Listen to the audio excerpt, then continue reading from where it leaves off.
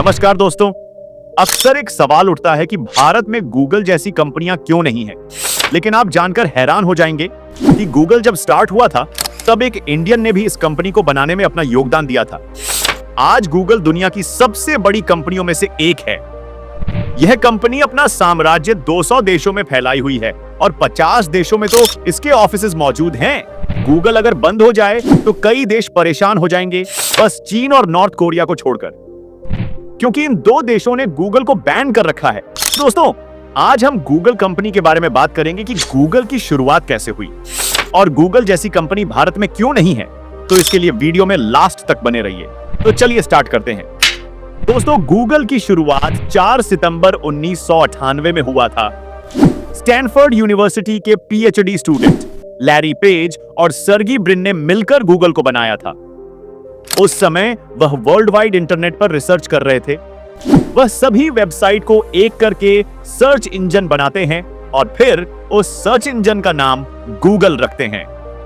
शुरुआती दिनों में लैरी पेज और सर्गी ब्रिन अपने फ्रेंड सुजन वॉचिची के गैराज में गूगल को ऑपरेट करने के लिए अपना पहला ऑफिस खोलते हैं। बाद में अपने फ्रेंड सुजन वॉचिची को यूट्यूब का सीईओ बना देते हैं। राजीव मोटवानी, जो स्टैनफोर्ड यूनिवर्सिटी के प्रोफेसर थे, उन्होंने लैरी पेज और सर्जी ब्रिन को गूगल सर्च इंजन बनाने में मदद की थी। दोस्तों, गूगल को पहली फंडिंग $1 लाख की मिली थी। एंडी बेक्टोल्सहाइम से, जो एक इलेक्ट्रिकल इंजीनियर है और सन माइक्रोसिस्टम के को-फाउंडर भी है। इसके बाद गूगल को $2,50,000 की इन्वेस्टमेंट मिलती है। Amazon के फाउंडर जेफ बेजोस और अमेरिकन बिलियनियर श्रीराम से। वही गूगल अपना एक्सपेंशन बहुत तेजी से करने लगता है। उस समय गूगल और याहू के बीच कांटे की टक्कर चल रही थी, क्योंकि याहू के पास भी वर्ल्ड वाइड सर्च इंजन था। ऐसा कहा जाता है कि लैरी पेज और सर्जे ब्रिन अपनी कंपनी गूगल को याहू के पास बेचने के लिए गए थे, लेकिन याहू ने लेने से मना कर दिया।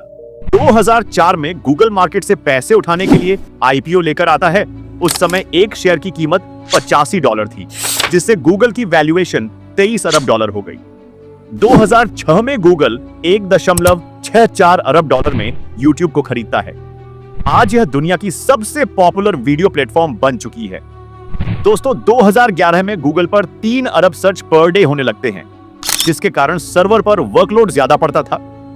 तो इसे देखकर गूगल कई सारे डाटा सेंटर बनाता है। पूरी दुनिया भर में गूगल के एक डाटा सेंटर में 1000 सर्वर होते हैं। 2012 में गूगल ने $966 मिलियन में बेस को खरीदा, जो लोकेशन टेक्नोलॉजी पर काम कर रहा था। उसका नाम बदलकर गूगल मैप कर दिया। आज गूगल मैप के बिना कहीं जाना मुश्किल है। दोस्तों, 2014 में लंदन की AI company deep mind technology को गूगल ने खरीद लिया। गूगल एक ऐसी कंपनी है जो सबसे पहले एआई पर काम करना स्टार्ट किया। गूगल दुनिया की सेकंड मोस्ट पावरफुल ब्रांड है।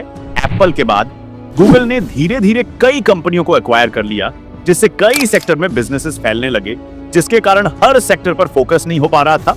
तो इसके लिए अगस्त 2015 में अल्फाबेट नाम से एक पेरेंट कंपनी बनाई जाती है गूगल के फाउंडर द्वारा। इसके अंदर कई सारी सब्सिडियरीज कंपनी आती हैं। दोस्तों, आज के वक्त में गूगल की पेरेंट कंपनी अल्फाबेट की वैल्यूएशन $1.9 ट्रिलियन है। अगर रेवेन्यू की बात करें तो $350 बिलियन है। आप इससे अंदाजा लगा सकते हैं कि कितनी बड़ी कंपनी है। गूगल अभी यहां नहीं रुकने वाला है। इस वक्त गूगल अपना पूरा फोकस एआई पर लगा रहा है। हो सकता है गूगल किसी दिन एक ऐसा एआई लॉन्च करें जिससे पूरी दुनिया हिल जाए, क्योंकि गूगल के पास इंटरनेट और डाटा का पूरा इकोसिस्टम मौजूद है। अब बात करते हैं कि आखिर इंडिया में गूगल जैसी कंपनियां क्यों नहीं है।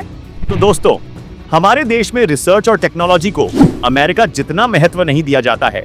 हमारे आईआईटी के बेस्ट इंजीनियर या तो किसी कंपनी के लिए जॉब करते हैं या तो गवर्नमेंट जॉब के पीछे भागते हैं, क्योंकि हमारे देश में गवर्नमेंट जॉब को ही महत्व दिया जाता है। तो इस पर आपका क्या विचार है, कमेंट बॉक्स में जरूर बताएं।